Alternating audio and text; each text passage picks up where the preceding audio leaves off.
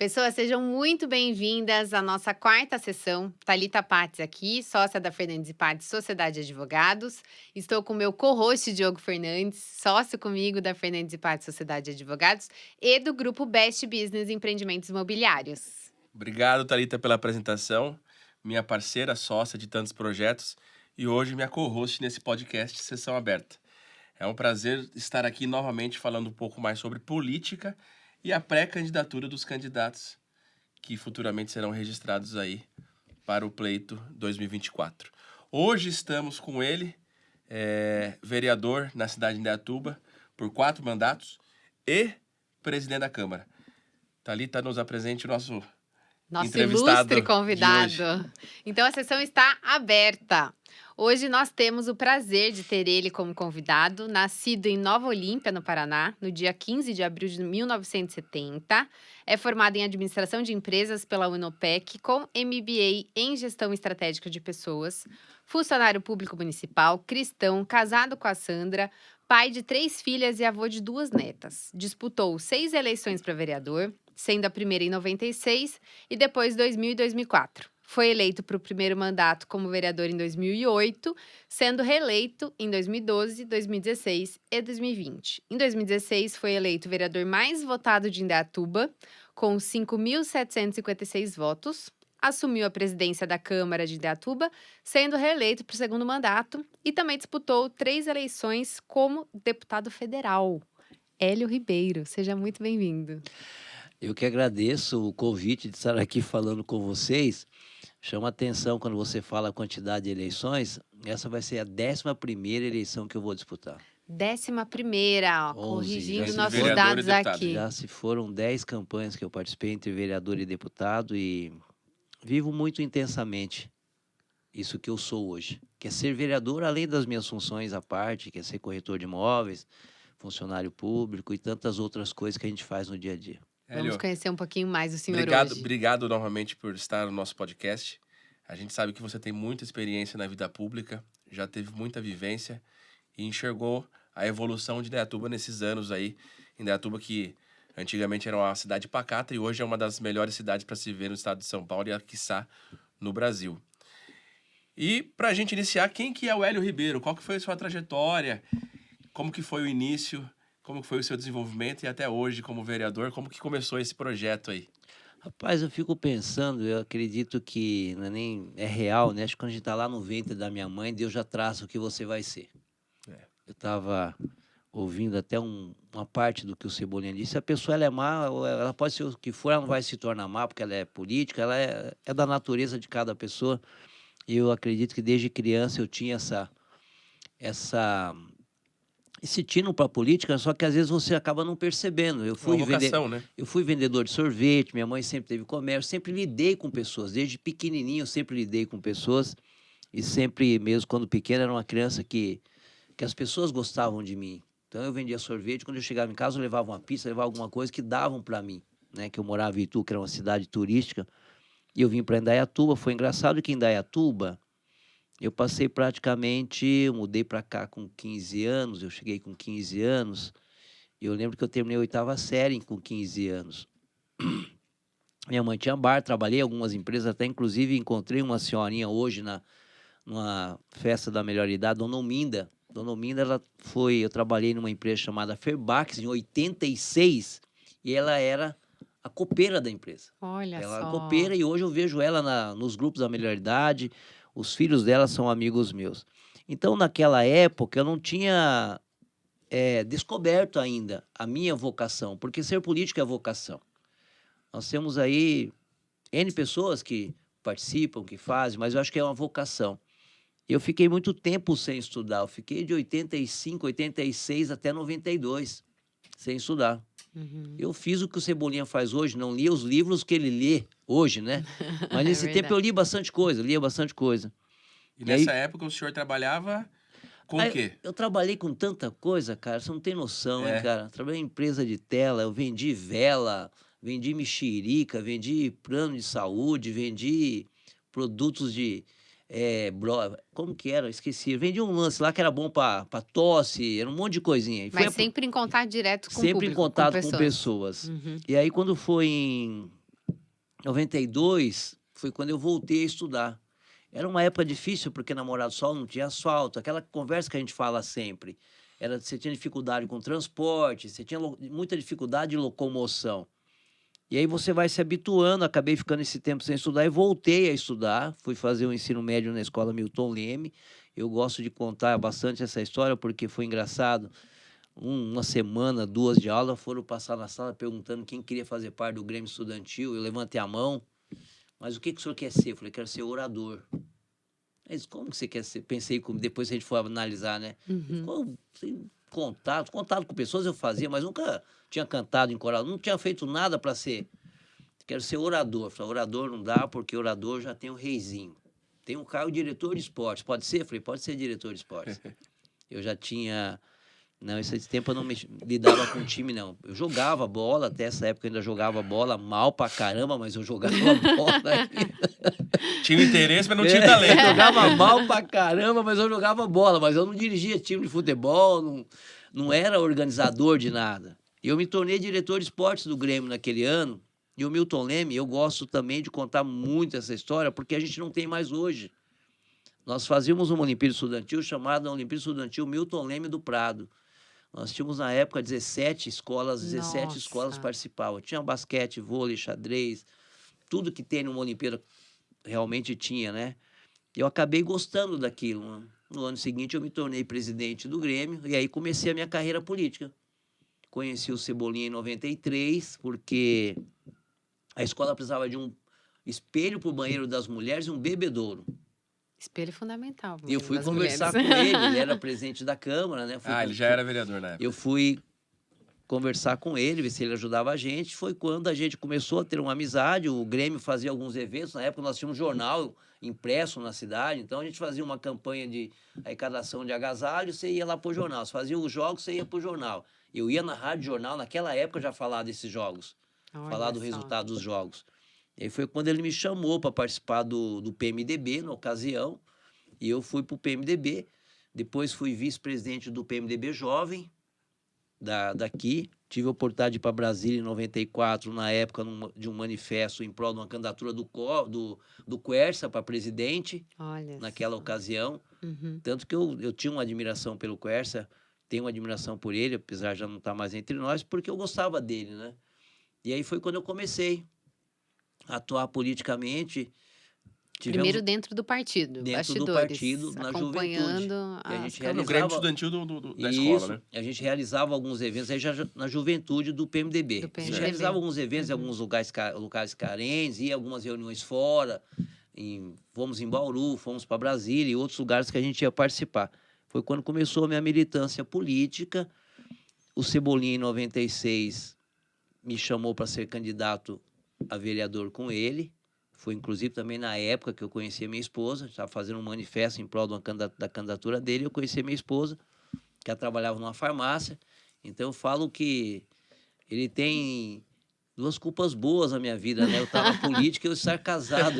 Olha só, Cebolinha. Desde aquela época. Um padrinho desse. E foi quando eu entrei na política, realmente. Aí foi um tanto de coisas foram acontecendo até que eu conseguisse me eleger.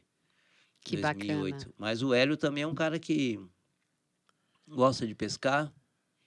Eu usava uma máxima que é tudo ao mesmo tempo agora, e tem hora que eu quero tudo ao mesmo tempo agora, mas nem todo mundo está disposto a fazer tudo ao mesmo tempo agora.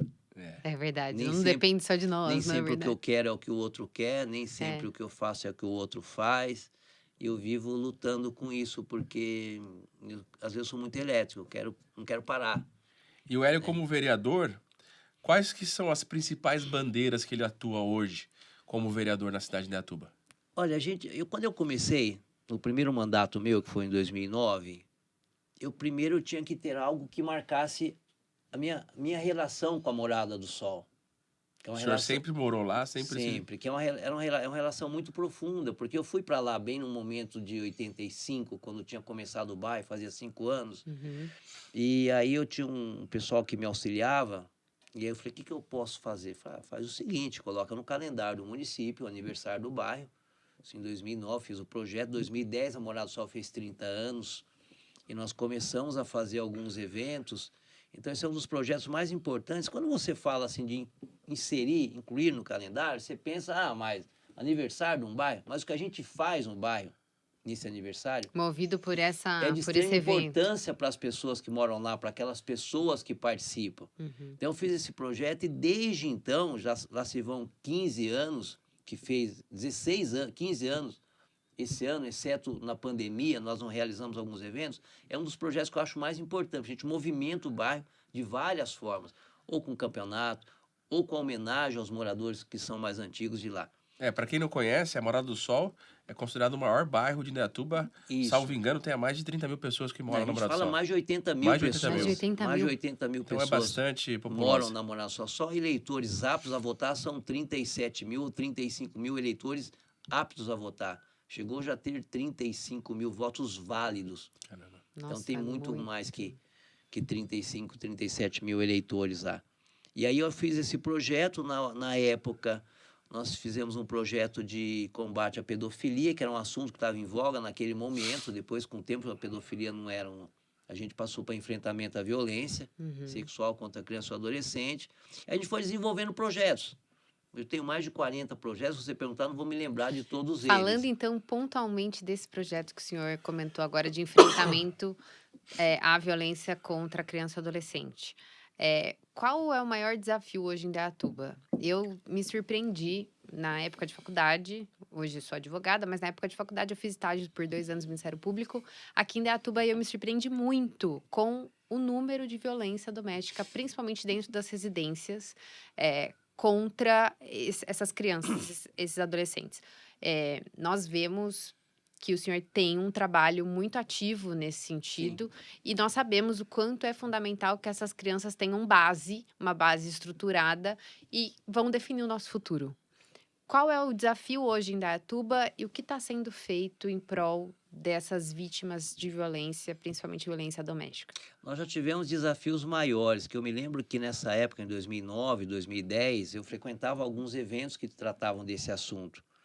E a maior dificuldade que nós tínhamos naquela época, que foi, agora estamos praticamente quase que resolvendo, era o fluxo. Essa criança só a violência, ela vai num pronto-socorro, como ela é atendida, quem que atende ela? Dali ela tem que ser direcionada para uma perícia que não é aqui, é lá em Campinas. Então a gente tinha essa dificuldade. Eu estive como secretário em 2021, como secretário, uma das coisas que nós começamos a implantar, trabalhamos e hoje acontece, que é a escuta especializada. Hoje essa criança, essa família já tem um lugar onde ela é escutada, onde ela é ouvida, onde é passado o caso dela. E essa era a maior dificuldade que nós tínhamos. Baseado nesse projeto, o CMDCA realizou por vários anos, por mais de 10 anos, 12 anos, um fórum, que era de extrema importância, acontecia geralmente no mês de maio, onde tratava-se desse assunto com educadores, assistentes sociais, psicólogos. Chegamos a ter pessoas de mais de 15 cidades participando desse fórum. Mas a dificuldade maior era realmente o fluxo. Mas era um fórum voluntário? Como que era essa É um época? fórum que a gente tratava do assunto através do CMDCA, que as pessoas participavam, vinha um palestrante renomado e tratava do assunto. Mas a dificuldade era o fluxo, porque você não tinha... Ela passa pelo conselho tutelar, do médico, do conselho tutelar, depois vai para o CRAS, para o CREAS, do CREAS vai... Essa que era a maior dificuldade. Esse E passo a faltava passo, né? a escuta especializada, que foi implementada no ano passado através da Secretaria de Assistência Social. A gente sabe que, infelizmente, é uma violência que acontece todos os dias e praticamente é uma pessoa que tem relacionamento com a criança, não é um estranho que chega lá e fala, eu vou abusar dessa criança. É alguém que está com essa criança no dia a dia. E causa um Já tem sofrimento, uma relação de confiança. causa um sofrimento grande, principalmente a criança, mas a família como um todo. Mas eu creio que, em matéria de fluxo, hoje nós temos resolvido, mas ainda assim ela continua acontecendo. Porque é uma Quando o senhor violência fala em fluxo, invisível. é esse fluxo de atendimento. É o Isso, passo a passo é o de passo onde a vai passo ser de direcionada onde vai essa... ser direcionada essa criança. tanto a vítima quanto a assistência para a família, A porque família. realmente é uma questão que desestrutura todos. Tanto que um outro dado interessante, um detalhe interessante, é que outra discussão que nós fazíamos, eu enquanto secretário nós discutimos, é um lugar para acolhimento da mulher vítima de violência. E tivemos informação semana passada do nosso prefeito que em Indaiatuba vai ter um lugar para acolher essa mulher vítima de violência e os seus filhos. Porque quando a mulher sofre uma Importantíssimo. violência do marido, Companheiro. do companheiro, ela tem uma medida protetiva, ela vai para onde? Ah, mas ela... E o filho? É. Em Indaiatuba vai ter um local que vai atender essa pessoa juntamente com os seus filhos. Vai ser um alojamento, no caso. Isso, é como se fosse um farol feminino, mas uhum. para mulheres vítimas de violência, juntamente com o filho, se ela tiver filho. Nossa, ela uma pode ser- conquista Essa é importantíssima. uma super conquista, porque era uma discussão que nós fazíamos também, quando secretário, que eu fui coordenador da Câmara Temática de Ciência Social. Acho que legal esse dado que todos os lugares por onde eu passo eu ocupo alguma função diferente daquela que eu fui. que Tá eu estou sempre ali. se desafiando. E eu me lembro que quando eu fui... Perguntaram quem queria ser, eu falei que queria, os meus assessores, assim, você é louco, não vamos ter com tempo e tal. E a gente conseguiu fazer um trabalho enquanto estava lá. E era uma das questões que a gente discutia muito. Porque lá atrás, no governo Dilma, lançou-se a Casa da Mulher Brasileira, que não prosperou. É verdade. Em todas as cidades você tem essa dificuldade para ter o acolhimento dessa mulher vítima de violência. Ela acaba voltando para casa. É. Então, a gente tem tido alguns avanços, principalmente na área social, e em todas as áreas em Indaiatuba, né? Eu fico feliz por ter participado. Daqui a pouco vai inaugurar o segundo conselho. Ó. Uma sede própria do segundo Conselho de Saúde foi na minha gestão, enquanto secretário, que nós escolhemos o lugar, começamos a licitação e daqui a pouco vai estar inaugurando um local novo para o segundo conselho. Importantíssimo. Essa questão da violência doméstica, muitas vezes, nós aqui na primeira sessão até nós abordamos um pouco dessa situação da mulher, mas muitas vezes ela é revitimizada justamente porque não tem esse fluxo de atendimento. Então, aqui em Indaiatuba, nós temos a DDM, a Delegacia da Mulher, Caminho das Rosas. tem o projeto Caminho das Rosas também, que é fundamental, que é o atendimento específico para a violência Sim. doméstica da Guarda Municipal. E isso realmente eu fico muito contente de saber dessa conquista, desse alojamento para essas mulheres, porque muitas vezes até no próprio escritório a gente acompanha a Sim. dificuldade, primeiro, que a mulher enfrenta de denunciar esse agressor, de prosseguir com essa ação. Hoje a ação é incondicionada, então uma vez que ela registrou o boletim de ocorrência, vai seguir, mesmo que ela não tenha representação, mas dela sair desse ciclo de violência, porque é um ambiente familiar, de confiança, tá todo dia ali. Então, primeira dificuldade é tirar esse agressor do lar, depois restabelecer essa mulher ou nesse lar ou em outro lugar mesmo. E a gente enfrentava essa dificuldade. Então, que bom, que boa notícia. Para nós indaiatubanos. Outro assunto certeza. importante que o senhor atua e desenvolve um trabalho é referente ao autismo. Conta pra gente como que é essa vivência, como que são os projetos e que pé que tá os projetos na cidade de Indaiatuba referente ao autismo. Para nós termos aí, só vou colocar um dado aqui que eu acho que é importante para nós termos uma ideia do autismo, do tanto que a gente tem escutado falar mais numa população brasileira. Nós temos aí quase 2 milhões de autistas no Brasil. É um dado muito alto e a gente nem sempre tem esse atendimento especializado que tem que existir. A dificuldade do autismo realmente é o atendimento. Nós temos hoje o Sirva e o Avançar, que faz o atendimento dessas crianças. Alguns têm o grau 1, o leve, o moderado e o severo. A gente sabe que o severo é o mais crítico, e as mães têm muito mais dificuldade. Tem um dado interessante e importante, 60% dessas mães são solo, porque os esposos acabam deixando elas e deixam ela para criar esses filhos. Ela não pode trabalhar, muitas vezes não tem onde deixar essa criança. Abandonam. E acaba acontecendo como eu fiz um podcast recentemente com a doutora Nayara. Eu fico na dúvida não é Nayara mesmo, viu? É a doutora Nayara mesmo. Se não for, a gente corrige na legenda Doutora depois. Nayara e a Fernanda, que nós tratamos desse assunto, e eu não conhecia essa parte que a doutora Nayara falou do luto do autismo, porque quando a mãe está gestando essa criança, ela cria um tanto ela anseia pelo nascimento. E quando essa criança nasce, que ela é autista, até a mãe descobrir, acaba se tornando um luto, e a mãe precisa reinventar a vida dela e um tanto de coisa. Eu tenho essa fase 2009 a 2012 como vereador. O autismo eu comecei a trabalhar a partir de 2017. Foi quando nós criamos algumas leis, intercedemos junto às secretarias da Educação, da Saúde, na época, com reuniões para tratar desse assunto com mães de autistas. Fiz uma lei instituindo a Semana do Autismo, que geralmente é na primeira semana de abril.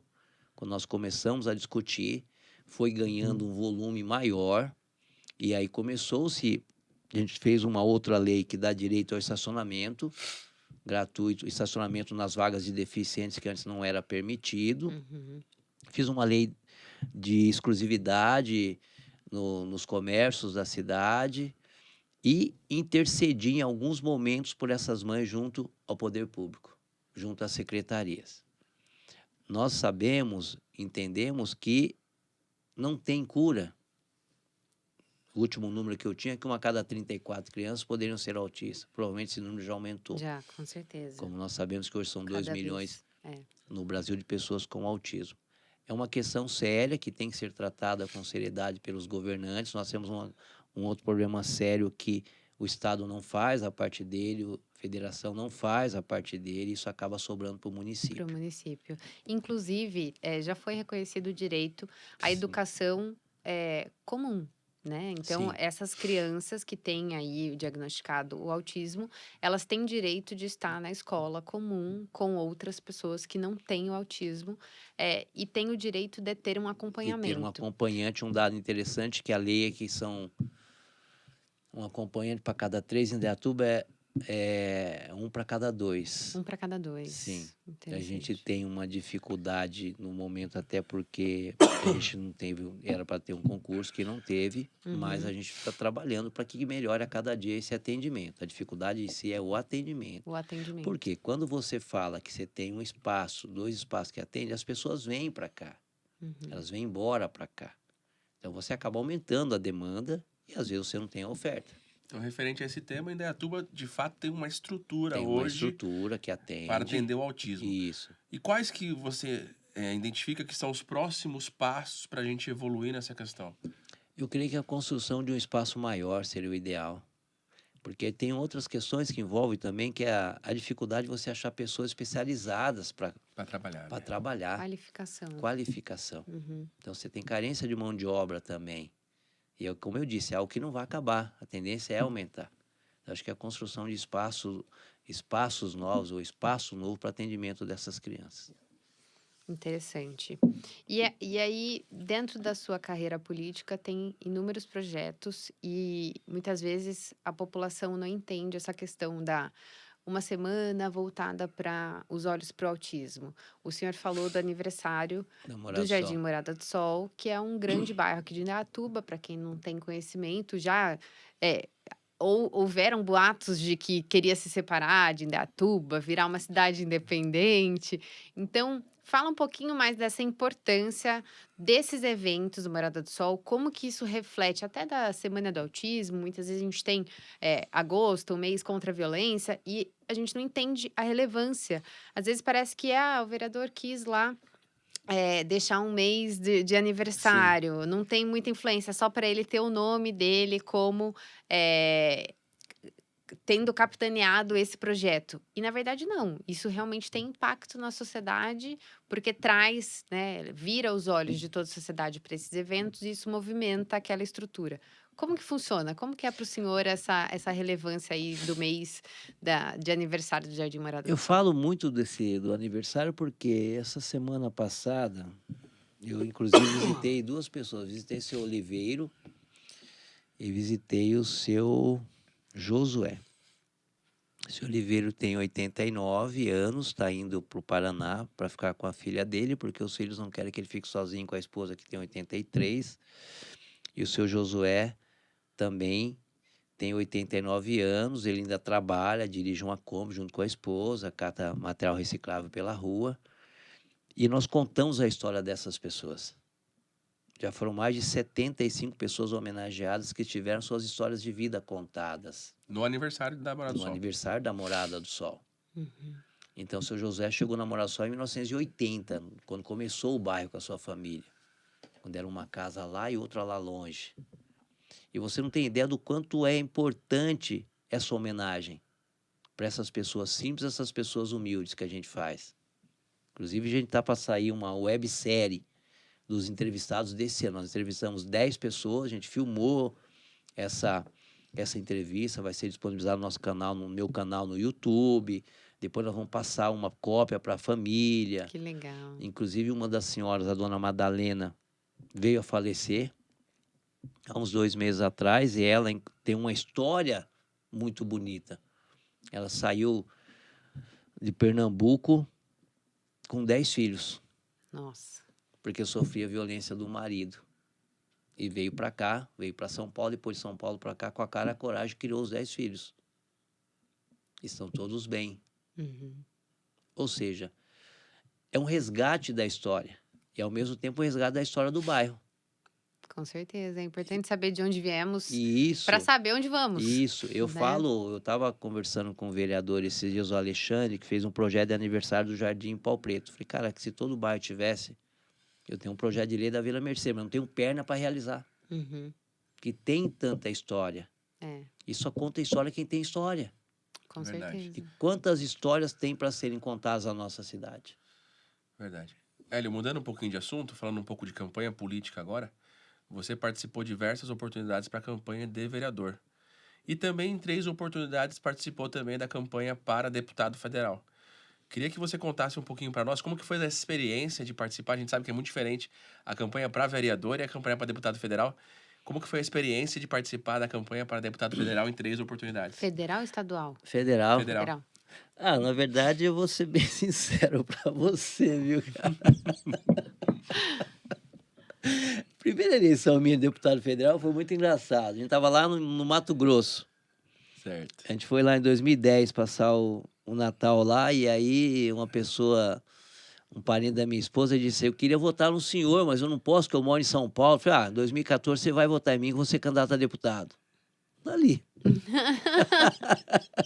Foi assim Foi o assim. desafio.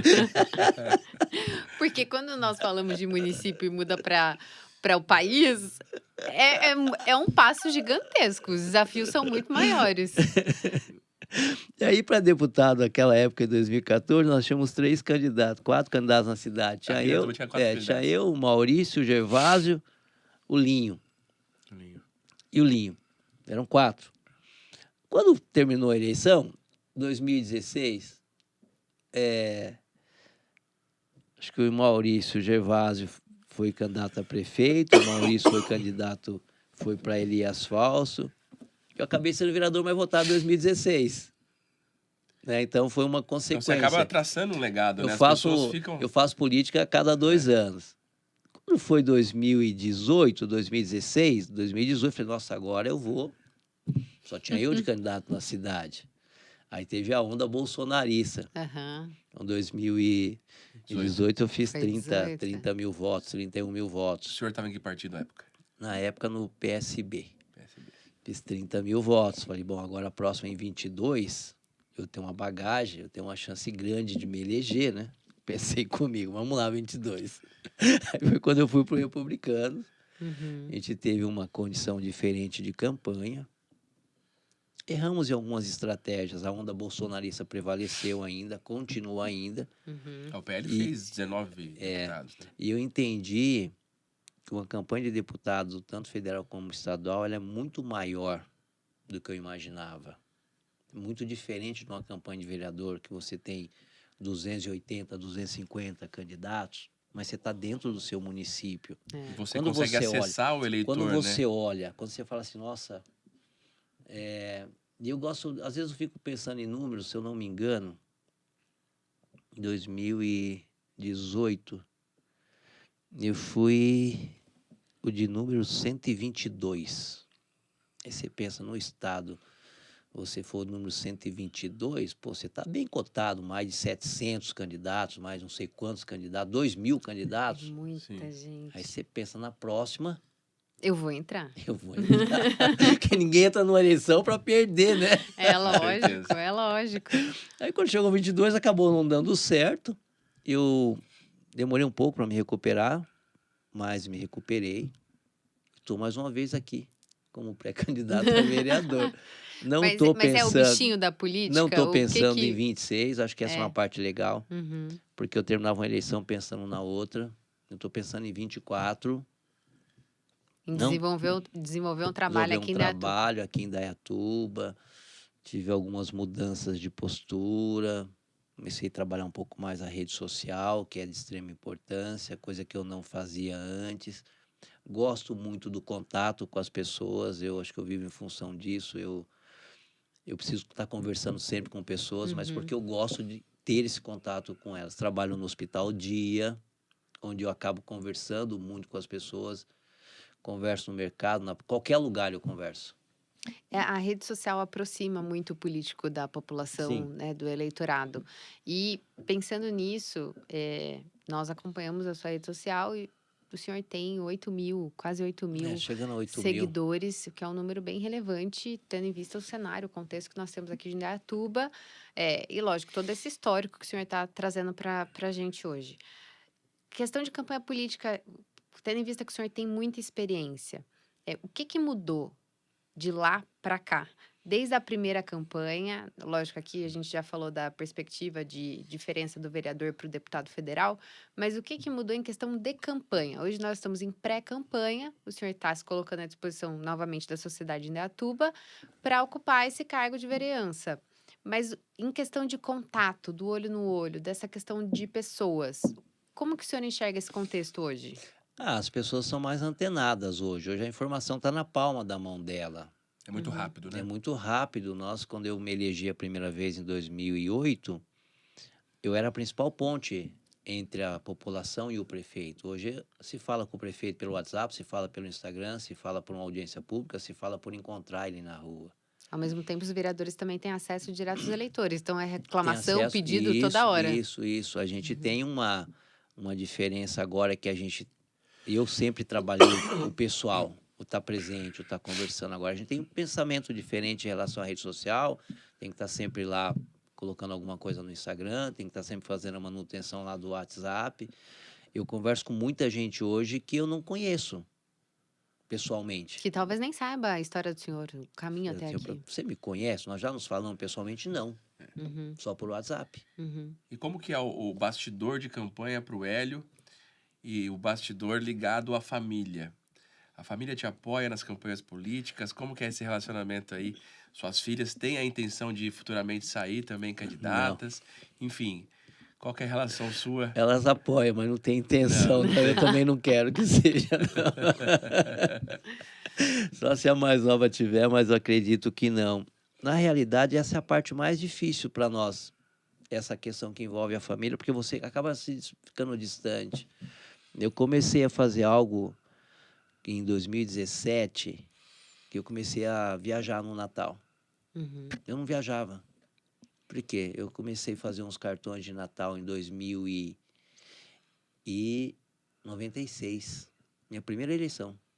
Eu fazia uma cartinha lá, papel não era, como que é? Papel contínuo, imprimi papel contínuo na cartinha. Eu lembro que tinha até uma arvorezinha feitinha, bem simplesinha, um escrito lá, desejando Feliz Natal. Eu comecei a entregar esse cartão, Nossa. 96. E aí até 2016 eu não viajava, porque às vezes dia 24 estava batendo na casa Todo da mundo Dona estava Maria esperando. para levar o cartão. Eu sabia que o senhor vinha, sabia que o senhor não ia Olha deixar só. de vir. Aí eu comecei a viajar. Falei, agora não, preciso dar um tempo. Eu costumo ficar em casa geralmente aos domingos à tarde. O domingo eu tenho reservado um pouco mais, não tenho mais aquela sangria desatada, hoje eu tenho que ir em tal lugar, tenho que ir em tal lugar. Mas ainda assim eu faço, porque só o fato de eu ir no mercado, ir num açougue e comprar o suco, eu estou fazendo política. Com certeza. Mas não é aquela bitolação. Antes não tinha domingo, não tinha segunda, eu fazia política de segunda a segunda. Até porque esses momentos em família são importantes para Só importante. se restabelecer, voltar Sim, com um sim, ar novo. sim. O senhor tem 2 netas E também. aí vieram as netinhas, né? A Maria Eduarda E e a aí, como Heloísa. foi esse amor aí de vô, que acho que é muito diferente E do minha amor de filha ainda filhas. proporcionou que a Maria Eduarda nascesse o mesmo dia que eu, né? Ai, que alegria. Enquanto o avô fez 54, ela fez 5 Nossa, anos, né? Então a gente procura tá perto, ainda assim, a gente ainda tem essa bitolação política ainda de querer fazer, porque justamente por causa disso, por viver uma eleição em cima da outra. Por isso que o 26 não está no meu radar ainda. Não está no meu radar ainda, você ouviu, né? Ainda. Então não estou pensando. Pode É uma mudar de eleição ideia. por vez. Eu não estou pensando em 26 para tentar viver um pouco mais. Porque eu estava ouvindo um dia desses uma entrevista Ia falar que a idade está chegando, né? Com 54 anos. Eu estava ouvindo uma entrevista, achei. Eu presto mais atenção nas coisas. Tem uma característica da idade, você começa a prestar mais atenção. E os caras estavam entrevistando José Dirceu, que depois de 19 anos do impeachment, que ele foi cassado, ele voltou no Congresso e fizeram uma festa para ele lá e tal, ele com 79 anos. Qual que é a novidade? Ele quer disputar a eleição de 26, e 26 ele vai estar com 82 anos. A que cargo ele quer disputar? Federal. Deputado federal. Ou seja, eu com 54, politicamente, tô jovem Tá pra novo. caramba. Sim, com certeza. Mas eu quero me dar o direito de descansar um pouco mais, de dosar um pouco mais o meu tempo para estar com as netas, estar com a família.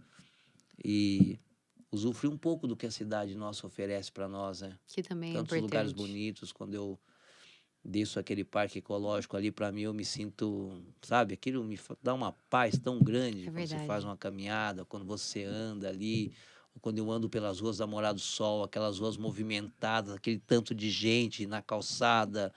Então eu preciso viver um pouco mais isso, mas mais relaxado. É difícil quem não gosta de Indaiatuba. Eu sou suspeita e sou indaiatubana. O Diogo também veio novo pra cá. Eu vim novo pra cá, mas a gente também trabalha em outras cidades, né, Hélio? E a gente E vê. a gente roda bastante e vê que Indaiatuba, de fato, é uma cidade diferenciada. A gente vai em cidades e vê que falta muitas questões que Indaiatuba entrega. Então, toda vez eu relato para a Thalita e para o convidado que eu vi aquele vídeo institucional da Prefeitura de Indaiatuba, onde mostra a segurança, Sim, mostra a saúde, mostra a educação. E aí você começa a olhar e muitas pessoas que moram em Indaiatuba sequer sabem que existe aquilo. Então, a gente sabe que hoje Indaiatuba, de fato, é claro que tem situações a serem melhoradas, Sim, mas é uma cidade assim que foi já, por muitas oportunidades, considerada a melhor cidade para se morar no estado de São Paulo, quiçá no Brasil. Dentre esses pontos a serem melhorados, o que o senhor identifica que dá para fazer mais? Eu trabalho na saúde já vai fazer 25 anos. Então eu prezo muito pelo acolhimento. Eu prezo muito por falar um bom dia, por perguntar para a pessoa o que ela precisa, o que está acontecendo. A gente precisa melhorar principalmente o acolhimento, essa recepção dos pacientes, tanto no pronto-socorro quanto nos postos de saúde. Uhum. A gente sabe que a cidade cresce todo dia. O investimento na saúde é o segundo maior depois da educação. E você vai ter que continuar investindo sempre. Quando você faz um hospital, mais pessoas vão vir para a cidade realmente, porque ela sabe que ela tem uma condição de atendimento diferenciada. Muitas pessoas vêm para a cidade para se tratar. Atendimento à saúde é universal. Ou seja, os investimentos precisam continuar existindo. Não dá para parar. Não dá para parar. Uhum. A gente sabe que a gente tem um hospital dia que atende as mais variadas especialidades, tem um centro cirúrgico que funciona, inclusive agora com leitos de UTI para que possa fazer cirurgias maiores lá, sem ter uma dependência do AOC.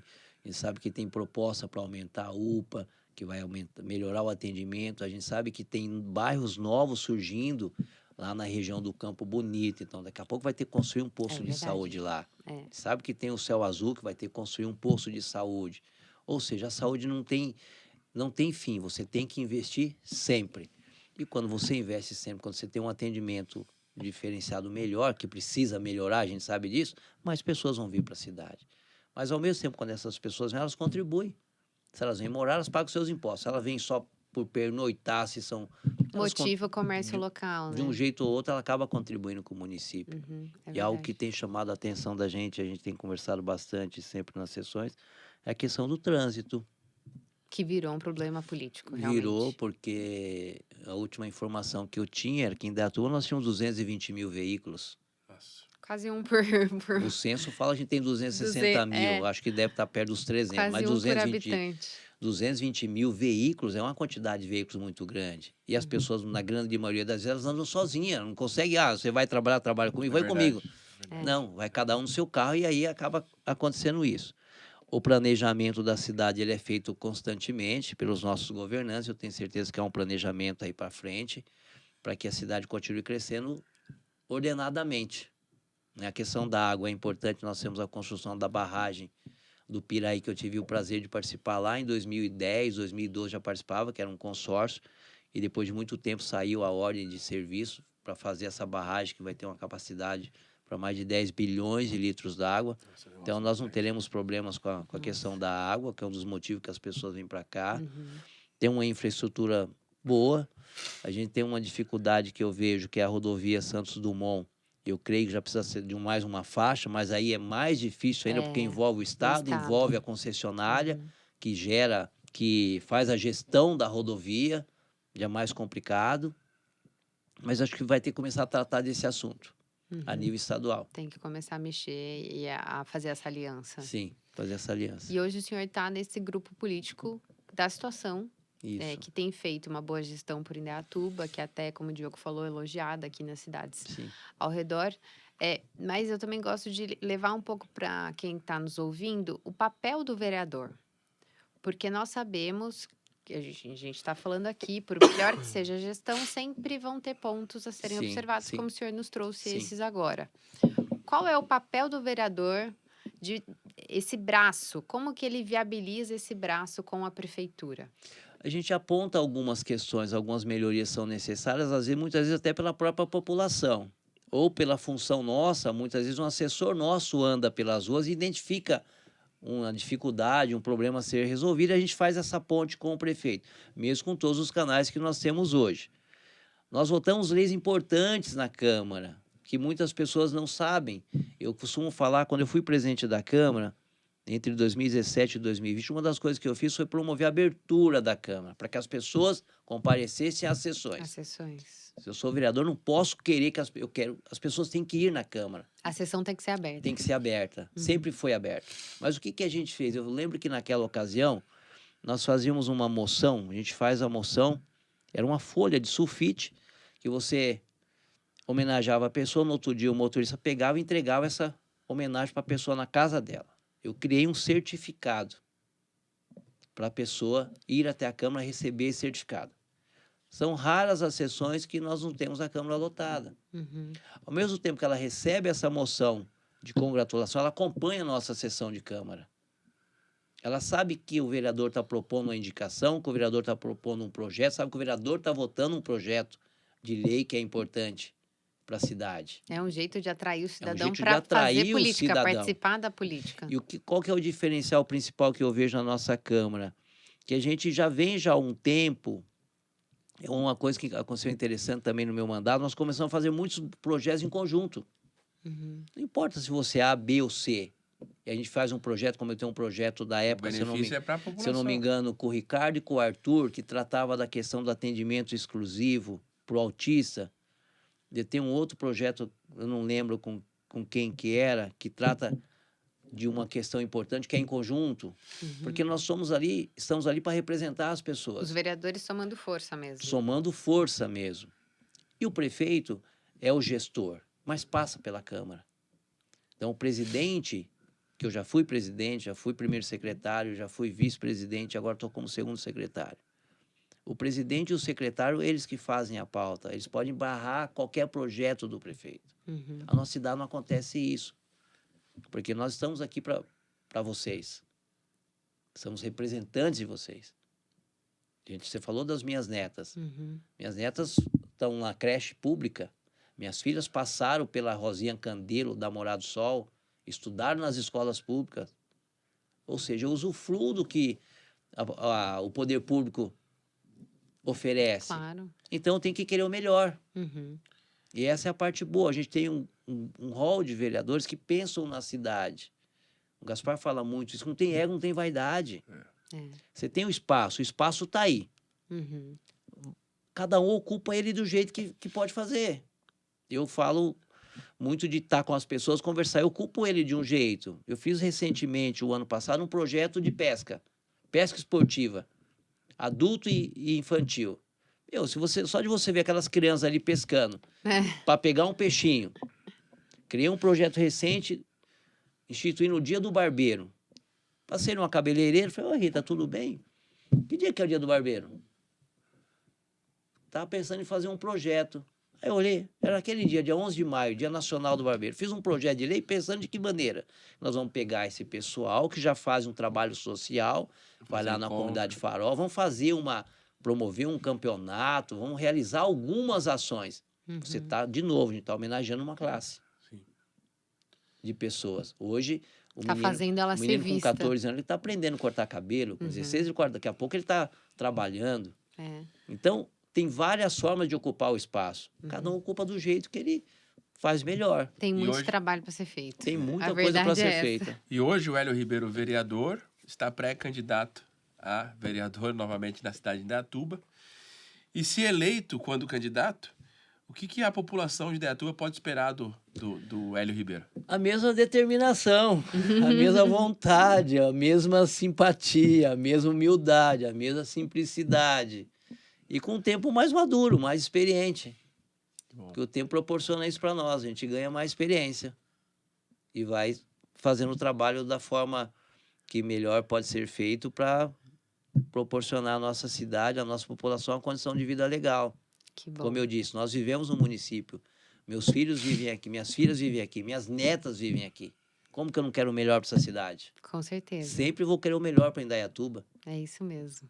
Hélio, obrigada. Eu poderia ficar ouvindo você falar. Acho que só engrandece. Legal. O bom debate, conhecer mais o seu trabalho. Com certeza as pessoas vão ficar mais atentas a essa movimentação em Indaiatuba.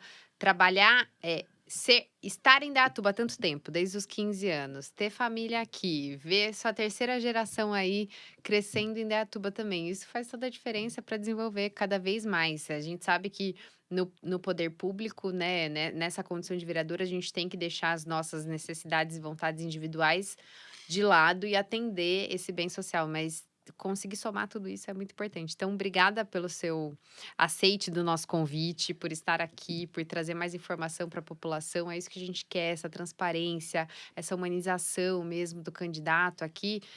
Se você vai tomar um café, se você vai até o açougue, as pessoas vão te conhecer e vão fazer pedidos, Sim, vão saber onde que o senhor está, o que o senhor vai fazer para mim. Então, essa ligação mesmo, mais próxima, é muito interessante aqui em Indaiatuba.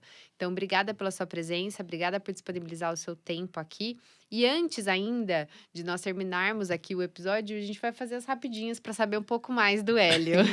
Antes das rapidinhas, gostaria também de agradecer a presença, a participação no nosso podcast e falar que engrandeceu muito conhecimento que foi trazido hoje no nosso episódio, a sessão aberta. E vamos às rapidinhas, aquele bate e volta, né? Hélio, qual que foi o dia mais feliz da sua vida? Sem ser o nascimento das suas filhas e das suas netas. Algo que te marcou realmente na sua Quando eu me trajetória? elegi a primeira vez, cara, foi muito, muito bom, porque eu tinha disputado 3 eleições, me elegi na 4ª. E na 3ª eu fui o 15º, perdi por... Diminuiu. Quando eu me elegi foi um dia muito importante. Eu tenho dias felizes, dias simples que para mim às vezes me fazem, Marcantes, né? me fazem feliz. O dia que... você falou da minha neta, não posso falar. Né? Acho que o dia que nem das filhas... É que daí é indiscutível. Pro Hélio, o mundo precisa mais do quê? Cara, eu acho que é um conjunto de coisas. A gente precisa voltar ao primeiro amor. As pessoas perderam a essência. Perderam a essência.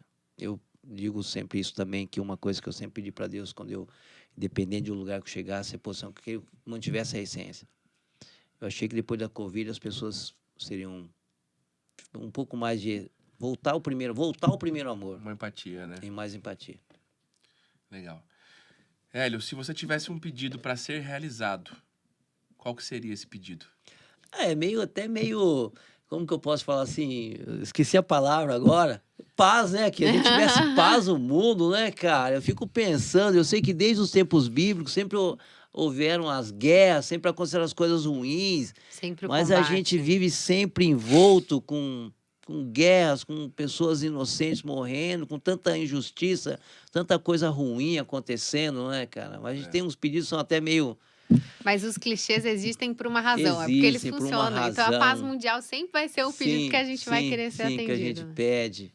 E Seja outras coisas, eu atendido. queria poder pescar mais, viu, cara? Que as Um pessoas, pouco mais de que as tempo. pessoas pescassem mais, que o tempo parasse em alguns momentos Um bons da pouquinho. vida, né? Quando Eu tava já até- passou. Eu tava até comentando com a Thalita hoje que a gente podia acrescentar tempo no nosso Umas dia, 6 né? Porque horinhas, umas né? 6 Tá horinhas, umas 4 precisando. horas por dia a mais Mas você sabe ajudaria que bem. dia desse eu ouvi uma coisa que a pessoa disse, a vida é curta. A vida não é curta, a vida é longa. É nós que não sabemos, às vezes, viver a vida. Uhum. Ela é longa, ela não é curta. É. Nós, às vezes, não sabemos viver a vida. E a mensagem final do Hélio é linkada com a situação de onde você quer estar daqui 5 anos. Daqui 5 anos eu quero estar... eu ia falar que eu ia estar num grupo da melhor idade, mas eu vou estar com 59. Não vou estar no grupo da Vai melhor faltar um idade aninho. aí, não. Vai voltar um aninho. Cara, eu quero estar num lugar bem legal, de preferência com as pessoas que eu amo do meu lado e fazendo aquilo que eu gosto de fazer. Ainda na Legal. vereança, será? Eu creio que... Eu creio. Eu creio. Eu creio. Melhor, né? Deixar um reticências aí. Tá certo. Hélio, obrigada mais uma vez pela sua presença. Foi uma honra tê-lo aqui com a gente. Tenho certeza que o pessoal gostou muito. Essa foi a nossa 4ª sessão aberta. Obrigada pelo prestígio de vocês e até a próxima. Obrigado, pessoal. Até a próxima. Valeu. Pessoas, obrigada pela sua audiência na nossa 4ª sessão aberta. Você pode nos encontrar aqui no YouTube, Sessão Aberta, no Instagram, @sessão_aberta, em todas as plataformas de streaming, inclusive no Spotify, nós estamos lá agora. E o meu Instagram pessoal, @ThalitaPazzi. E o meu, @Diogo Passos Fernandes. Vocês podem me encontrar na minha rede social, no Instagram, Hélio Ribeiro Oficial, no meu canal no YouTube, Hélio Ribeiro Oficial, no meu TikTok, Hélio Ribeiro Oficial, no helioribeiro.net e nas quitandas da Morada do Sol, no mercado, no lugar que vende suco, em qualquer lugar você pode me encontrar. Lugares bons, viu? Valeu.